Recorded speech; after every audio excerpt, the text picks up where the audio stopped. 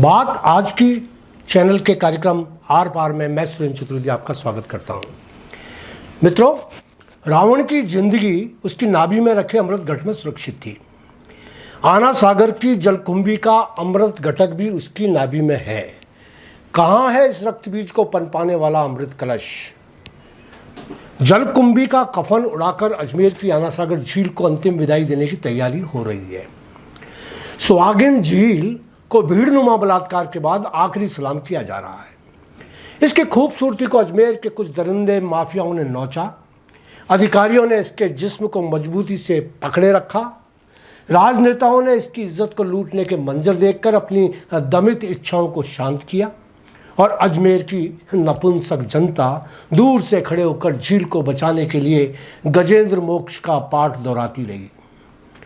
हरामियों के आपसी तालमेल से इस ऐतिहासिक झील को लूटकर उसी तरह फेंक दिया गया है जिस तरह जयपुर की एक किन्नर को उसके गुप्तांग में डंडा डालकर मरा समझकर फेंक दिया गया और सीकर के अस्पताल में जिसका इलाज चल रहा है। आना सागर को बचाने के लिए एक संवेदनशील पत्रकार जितना कर सकता था, इस अदने सुरेंद्र चतुर्वेदी ने उतना पूरा ईमानदारी से किया। आज शहर के लोकप्रिय नेत्र विशेषज्ञ डॉक्टर महेंद्र कोठारी से बात हुई। उनका सवाल था कि क्या आना सागर को जलकुंभी से मुक्त नहीं किया जा सकता। मैंने कहा, मुझे 1 महीने के लिए मेयर बना दो, आयुक्त के अधिकार मुझे दे दो। जलकुंभी फिर कभी आना सागर की तरफ मुंह कर ले तो मुझे कह देना। मित्रों, जलकुंभी अपनी फितरत से ही महाज्ञानी रावण की तरह है। एक सिर कटने पर दूसरा सर की तरह मौजूद, रक्त बीज की तरह। जहाँ रक्त गिरे वहीं दूसरा जन्म। पुष्कर राज में जैसे जहाँ कर से कमल गिरा, पुष्कर पुष्प कर से गिरा, वहीं पुष्कर सरोवर बन गया। क्या जलकुंभी भी किसी कर से गिरा हुआ रक्त बीज है? जी हाँ, किसी व्यापारिक सोच वाले इंसान द्वारा इसे आना सागर में पहुंचाया गया, इससे पलवित पुष्पित किया गया। निगम की भी इसमें बराबर की हिस्सेदारी रही।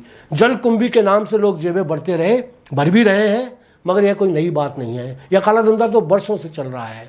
तो फिर नई बात क्या है? आइए आज नई बात बताता हूँ। रावण को जब भगवान राम मार नहीं पा रहे थे, हर बार उसके धड़ पर नया सर आ रहा था, तब उसके पीड़ित भाई विभीषण ने राम को बताया कि रावण की नाभि में अमृत कुंड है। यदि अमृत कुंड को सुखा दिया जाए तो रावण की मौत हो सकती है। राम ने ऐसा ही किया और अंततः पराक्रमी ब्राह्मण मारा गया, रक्त बीज चल बसा। आना सागर को आज भी जलकुंभी से मुक्त किया जा सकता है। काम कठिन जरूर है मगर दुष्कर नहीं है।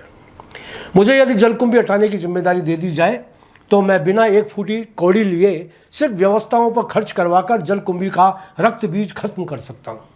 जिस तरह से हर रोज झील से जलकुंभी डंपरों में भरकर निकाली जा रही है, वह तो सैकड़ों सालों में भी खत्म नहीं हो सकती। इसके लिए हमें आना सागर झील की नाभि तलाशनी होगी। वही है अमृत कलश, वही चलाना है हमें तीर। उस नाभि का करना होगा संधान। कोई है जो झील की उस नाभि का पता बता सके? चाहता तो आज के ब्लॉक में भी बता सकता था कि जलकुंभी को चिरजीवी होने का वरदान किस नाभि से मिल रहा है, मगर मैं आज सभी नागरिकों से उस नाभि के बारे में जानना चाहता हूँ। कल के ब्लॉक में मैं उस नाभि की एग्जैक्ट पोजीशन बताऊंगा। यह भी बताऊंगा कि कैसे 1 महीने में इस रक्त बीज का स्थायी इलाज हो सकता है। यह भी बताऊंगा कि मुझे झील की नाभि का पता कैसे चला, किसने बताया। आज बस इतना ही। धन्यवाद।